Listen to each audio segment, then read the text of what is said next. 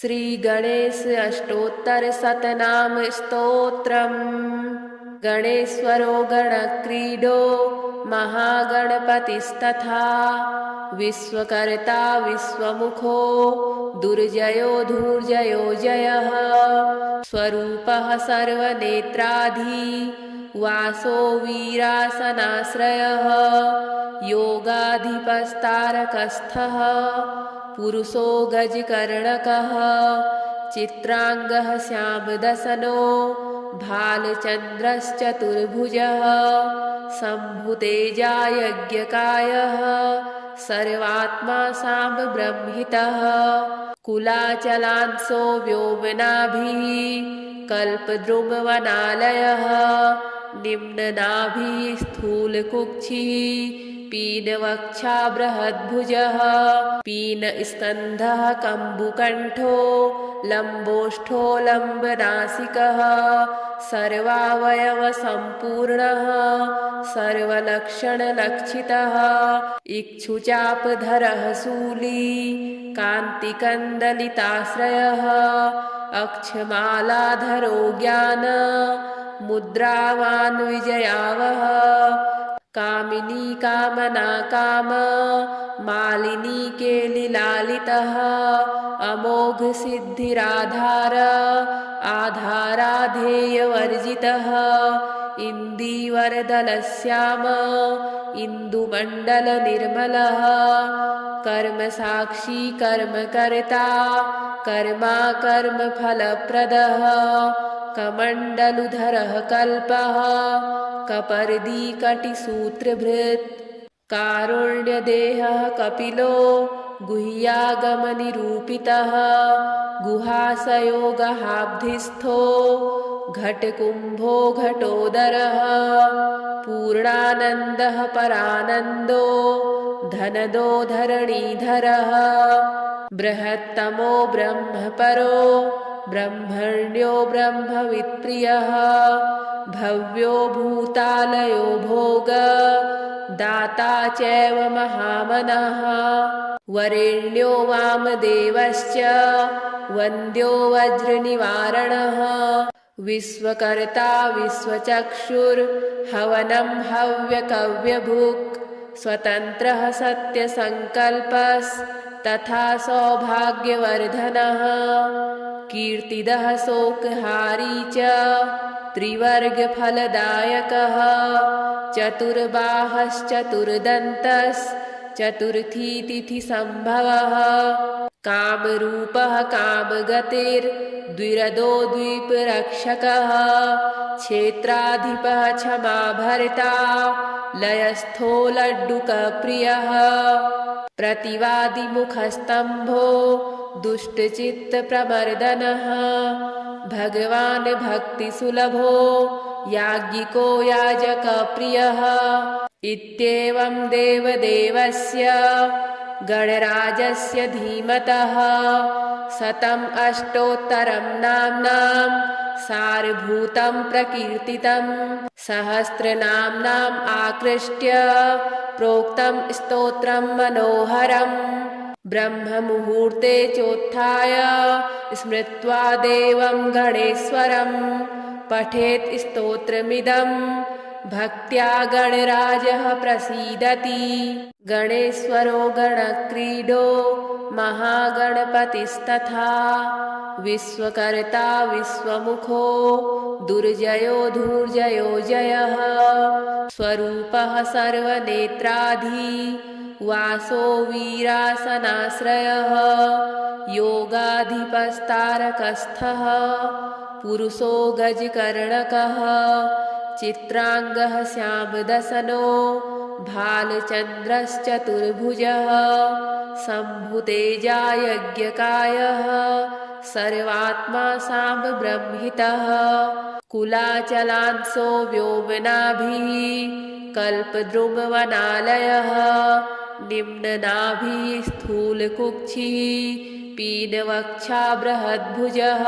पीनस्कन्धः कम्बुकण्ठो लम्बोष्ठो लम्बनासिकः सर्वावयवसम्पूर्णः सर्वलक्षणलक्षितः इक्षुचापधरः शूली कान्तिकन्दलिताश्रयः अक्षमालाधरो ज्ञान मुद्रावान् विजयावः कामिनी कामना काम मालिनी केलिलालितः अमोघ सिद्धिराधार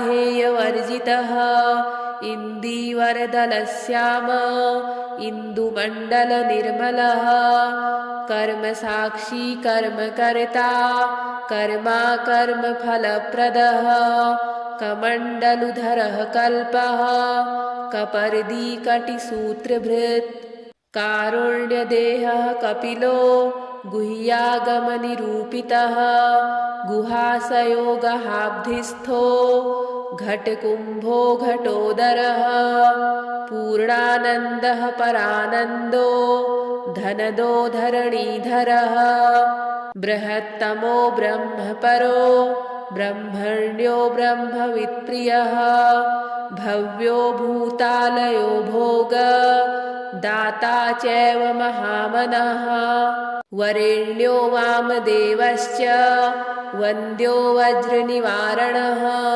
विश्वकर्ता विश्वचक्षुर्हवनं हव्यकव्यभुक् स्वतन्त्रः सत्यसङ्कल्पस्तथा सौभाग्यवर्धनः कीर्तिदः शोकहारी च त्रिवर्गफलदायकः चतुर्बाहश्चतुर्दन्तश्चतुर्थी तिथिसम्भवः कामरूपः कामगतिर्द्विरदो द्वीपरक्षकः क्षेत्राधिपः क्षमाभर्ता लयस्थो लड्डुकप्रियः प्रतिवादिमुखस्तम्भो दुष्टचित्तप्रमर्दनः भगवान् भक्तिसुलभो याज्ञिको याजकप्रियः इत्येवं देवदेवस्य गणराजस्य धीमतः शतम् अष्टोत्तरं नाम्नां सारभूतं प्रकीर्तितं सहस्रनाम्नाम् आकृष्ट्य प्रोक्तं स्तोत्रं मनोहरम् ब्रह्ममुहूर्ते चोत्थाय स्मृत्वा देवं गणेश्वरं पठेत् स्तोत्रमिदं भक्त्या गणराजः प्रसीदति गणेश्वरो गणक्रीडो महागणपतिस्तथा विश्वकर्ता विश्वमुखो दुर्जयो धूर्जयो जयः स्वरूपः सर्वनेत्राधि वासो वीरासनाश्रयः योगाधिपस्तारकस्थः पुरुषो गजकर्णकः चित्रांगः श्यामदसनो भालचन्द्रश्चतुर्भुजः शम्भुतेजा यज्ञकायः सर्वात्मा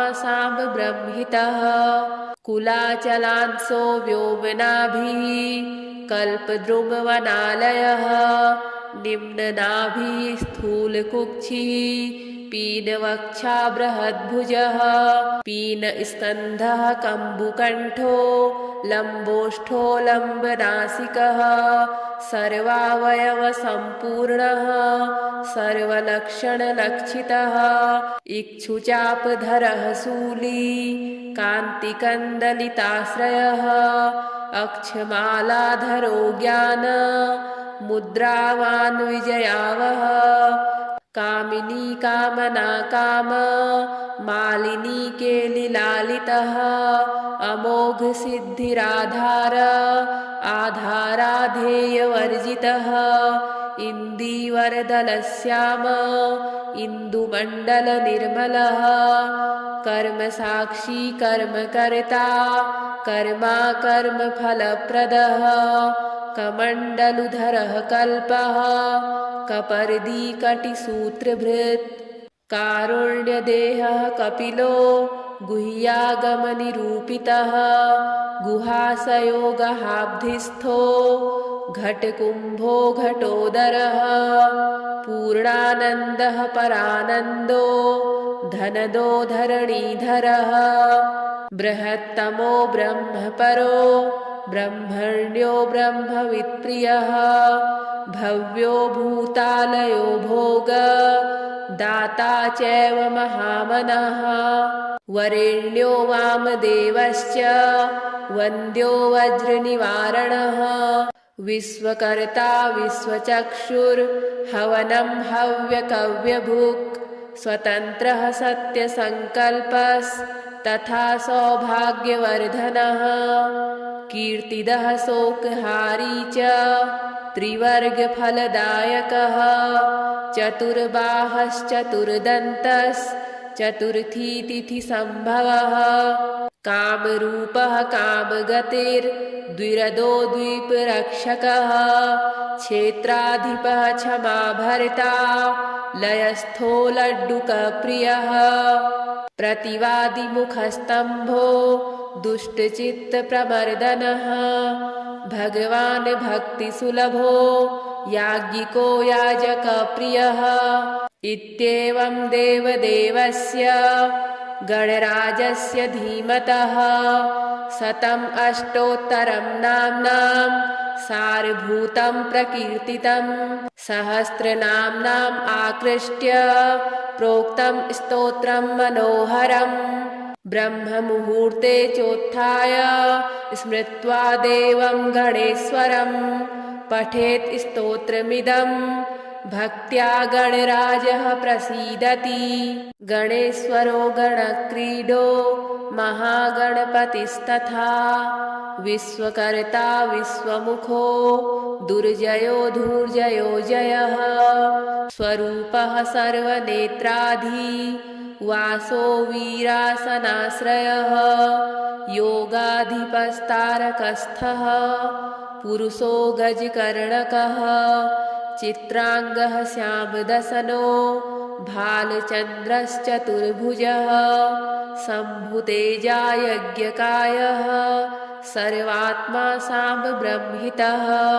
कुलाचलांसो व्योमनाभिः कल्पद्रुमवनालयः निम्ननाभिः स्थूलकुक्षिः पीनवक्षा बृहद्भुजः पीनस्कन्धः कम्बुकण्ठो लम्बोष्ठो लम्बनासिकः सर्वावयवसम्पूर्णः सर्वलक्षणलक्षितः इक्षुचापधरः शूली कान्तिकन्दलिताश्रयः अक्षमालाधरो ज्ञान मुद्रावान् विजयावः कामिनी कामना काम मालिनी केलिलालितः अमोघ सिद्धिराधार आधाराधेयवर्जितः इन्दीवरदलश्याम इन्दुमण्डलनिर्मलः कर्मसाक्षी कर्मकर्ता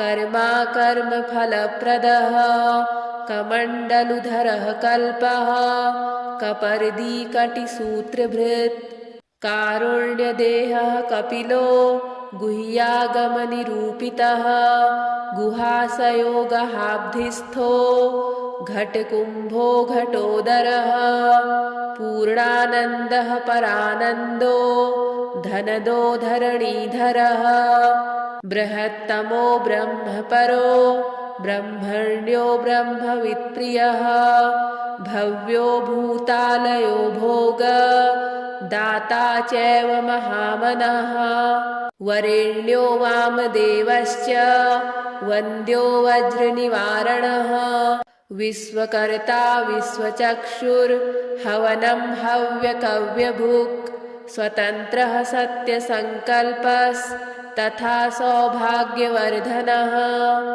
कीर्तिदः शोकहारी च त्रिवर्गफलदायकः चतुर्बाहश्चतुर्दन्तश्चतुर्थी तिथिसम्भवः कामरूपः कामगतिर्द्विरदो द्वीपरक्षकः क्षेत्राधिपः क्षमाभर्ता लयस्थो लड्डुकप्रियः प्रतिवादिमुखस्तम्भो दुष्टचित्तप्रमर्दनः भगवान् भक्तिसुलभो याज्ञिको याजकप्रियः इत्येवं देवदेवस्य गणराजस्य धीमतः शतम् अष्टोत्तरं नाम्नां सारभूतं प्रकीर्तितं सहस्रनाम्नाम् आकृष्ट्य प्रोक्तं स्तोत्रं मनोहरम् ब्रह्ममुहूर्ते चोत्थाय स्मृत्वा देवं गणेश्वरं पठेत् स्तोत्रमिदं भक्त्या गणराजः प्रसीदति गणेश्वरो गणक्रीडो महागणपतिस्तथा विश्वकर्ता विश्वमुखो दुर्जयो धूर्जयो जयः स्वरूपः सर्वनेत्राधि वासो वीरासनाश्रयः योगाधिपस्तारकस्थः पुरुषो गजकर्णकः चित्रांगः श्यामदसनो भालचन्द्रश्चतुर्भुजः शम्भुतेजा यज्ञकायः सर्वात्मा साम्ब्रह्मितः कुलाचलांसो व्योमनाभिः कल्पद्रुमवनालयः निम्ननाभिः स्थूलकुक्षिः पीनवक्षा बृहद्भुजः पीनस्कन्धः कम्बुकण्ठो लम्बोष्ठो लम्बनासिकः सर्वावयवसम्पूर्णः सर्वलक्षणलक्षितः इक्षुचापधरः शूली कान्तिकन्दलिताश्रयः अक्षमालाधरो ज्ञान मुद्रावान् विजयावः कामिनी कामना काम मालिनी केलिलालितः अमोघ सिद्धिराधार आधाराधेयवर्जितः इन्दीवरदलश्याम इन्दुमण्डलनिर्मलः कर्मसाक्षी कर्मकर्ता कर्मा कर्मफलप्रदः कमण्डलुधरः कल्पः कपर्दी कटिसूत्रभृत् कारुण्यदेहः कपिलो गुह्यागमनिरूपितः गुहासयोगहाब्धिस्थो घटकुम्भो घटोदरः पूर्णानन्दः परानन्दो धनदो धरणीधरः बृहत्तमो ब्रह्मपरो ब्रह्मण्यो ब्रह्मवित्प्रियः भव्यो भूतालयो भोग दाता चैव महामनः वरेण्यो वामदेवश्च वन्द्यो वज्रनिवारणः विश्वकर्ता विश्वचक्षुर्हवनं हव्यकव्यभुक् स्वतन्त्रः सत्यसङ्कल्पस्तथा सौभाग्यवर्धनः कीर्तिदः शोकहारी च त्रिवर्गफलदायकः चतुर्बाहश्चतुर्दन्तश्चतुर्थी तिथिसम्भवः कामरूपः कामगतिर्द्विरदो द्वीपरक्षकः क्षेत्राधिपः क्षमाभर्ता लयस्थो लड्डुकप्रियः प्रतिवादिमुखस्तम्भो दुष्टचित्तप्रमर्दनः भगवान् भक्तिसुलभो याज्ञिको याजकप्रियः इत्येवं देवदेवस्य गणराजस्य धीमतः शतम् अष्टोत्तरं नाम्नां सारभूतं प्रकीर्तितं सहस्रनाम्नाम् आकृष्ट्य प्रोक्तं स्तोत्रं मनोहरम् ब्रह्ममुहूर्ते चोत्थाय स्मृत्वा देवं गणेश्वरं पठेत् स्तोत्रमिदं भक्त्या गणराजः प्रसीदति गणेश्वरो गणक्रीडो महागणपतिस्तथा विश्वकर्ता विश्वमुखो दुर्जयो धूर्जयो जयः स्वरूपः सर्वनेत्राधि वासो वीरासनाश्रयः योगाधिपस्तारकस्थः पुरुषो गजकर्णकः चित्रांगः श्यामदसनो भालचन्द्रश्चतुर्भुजः शम्भुतेजा यज्ञकायः सर्वात्मा साम्ब्रह्मितः कुलाचलांसो व्योमनाभिः कल्पद्रुमवनालयः निम्ननाभिः स्थूलकुक्षिः पीनवक्षा बृहद्भुजः पीनस्कन्धः कम्बुकण्ठो लम्बोष्ठो लम्बनासिकः सर्वावयवसम्पूर्णः सर्वलक्षणलक्षितः इक्षुचापधरः शूली कान्तिकन्दलिताश्रयः अक्षमालाधरो ज्ञान मुद्रावान् विजयावः कामिनी कामना काम मालिनी केलिलालितः अमोघ सिद्धिराधार आधाराधेयवर्जितः इन्दीवरदलश्याम इन्दुमण्डलनिर्मलः कर्मसाक्षी कर्मकर्ता कर्मा कर्मफलप्रदः कमण्डलुधरः कल्पः कपर्दी कटिसूत्रभृत् कारुण्यदेहः कपिलो गुह्यागमनिरूपितः गुहासयोगहाब्धिस्थो घटकुम्भो घटोदरः पूर्णानन्दः परानन्दो धनदो धरणीधरः बृहत्तमो ब्रह्मपरो ब्रह्मण्यो ब्रह्मवित्प्रियः भव्यो भूतालयो भोग दाता चैव महामनः वरेण्यो वामदेवश्च वन्द्यो वज्रनिवारणः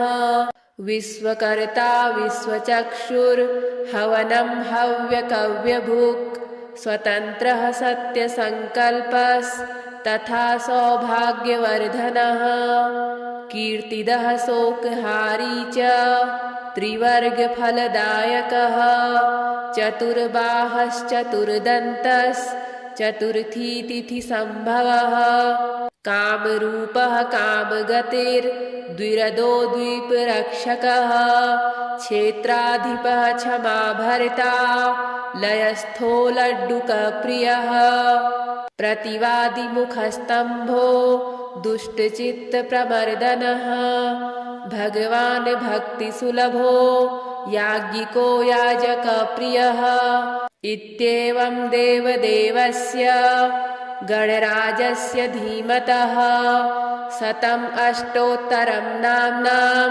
सारभूतं प्रकीर्तितं सहस्रनाम्नाम् आकृष्ट्य प्रोक्तं स्तोत्रं मनोहरम् ब्रह्ममुहूर्ते चोत्थाय स्मृत्वा देवं गणेश्वरं पठेत् स्तोत्रमिदं भक्त्या गणराजः प्रसीदति गणेश्वरो गणक्रीडो महागणपतिस्तथा विश्वकर्ता विश्वमुखो दुर्जयो धूर्जयो जयः स्वरूपः सर्वनेत्राधि वासो वीरासनाश्रयः योगाधिपस्तारकस्थः पुरुषो गजकर्णकः चित्रांगः श्यामदसनो भालचन्द्रश्चतुर्भुजः शम्भुतेजा यज्ञकायः सर्वात्मा साम्ब्रह्मितः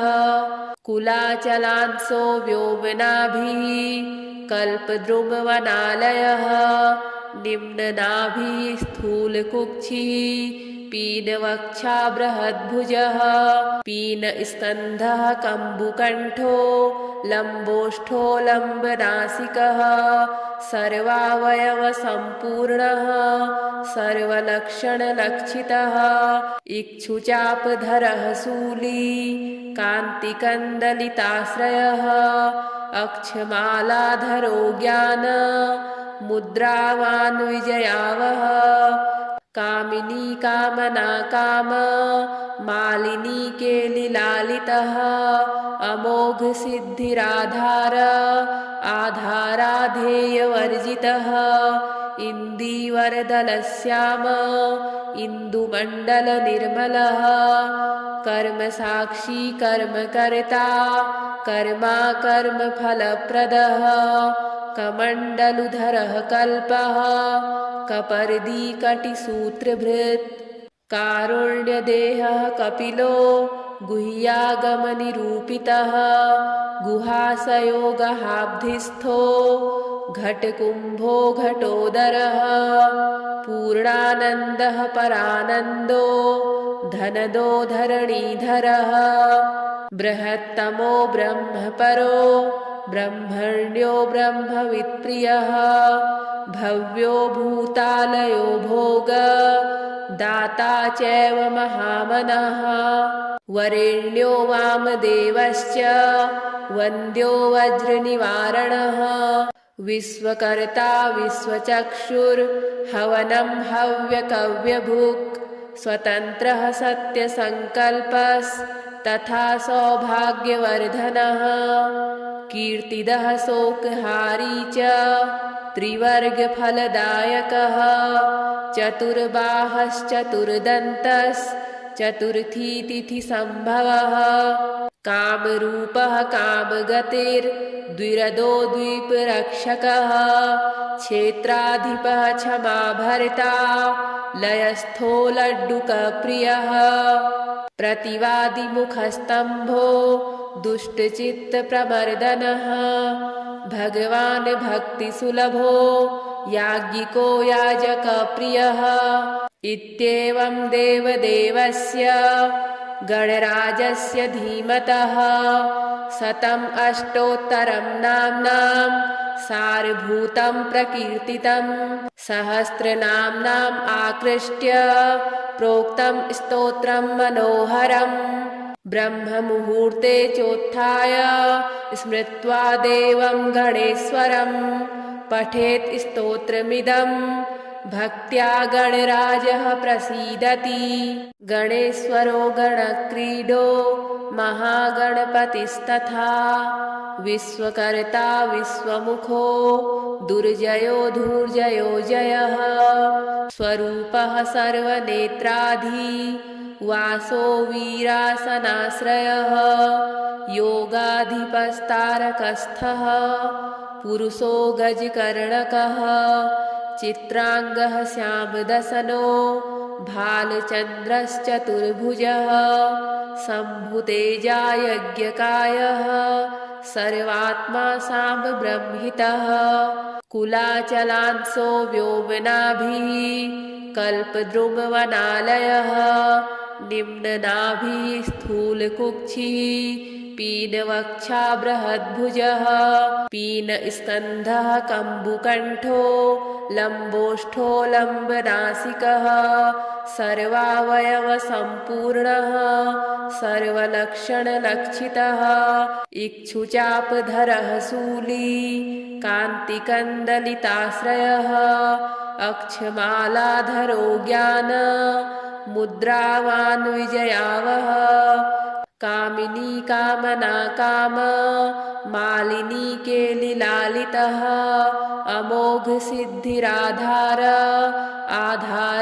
आधाराधेयवर्जितः इन्दीवरदलश्याम इन्दुमण्डलनिर्मलः कर्मसाक्षी कर्मकर्ता कर्मा कर्मफलप्रदः कमण्डलुधरः कल्पः कपर्दी कटिसूत्रभृत् कारुण्यदेहः कपिलो गुह्यागमनिरूपितः गुहासयोगहाब्धिस्थो घटकुम्भो घटोदरः पूर्णानन्दः परानन्दो धनदो धरणीधरः बृहत्तमो ब्रह्मपरो ब्रह्मण्यो ब्रह्मवित्प्रियः भव्यो भूतालयो भोग दाता चैव महामनः वरेण्यो वामदेवश्च वन्द्यो वज्रनिवारणः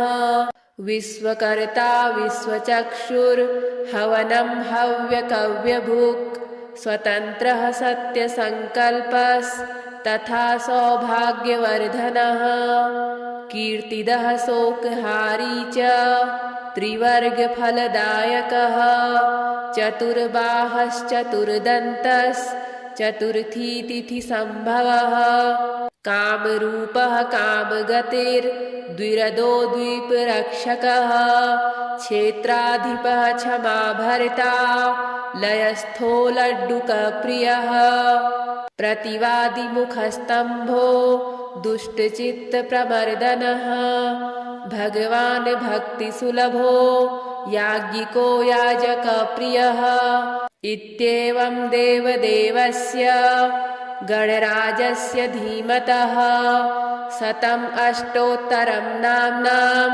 सारभूतं प्रकीर्तितं सहस्रनाम्नाम् आकृष्ट्य प्रोक्तं स्तोत्रं मनोहरम् ब्रह्ममुहूर्ते चोत्थाय स्मृत्वा देवं गणेश्वरं पठेत् स्तोत्रमिदं भक्त्या गणराजः प्रसीदति।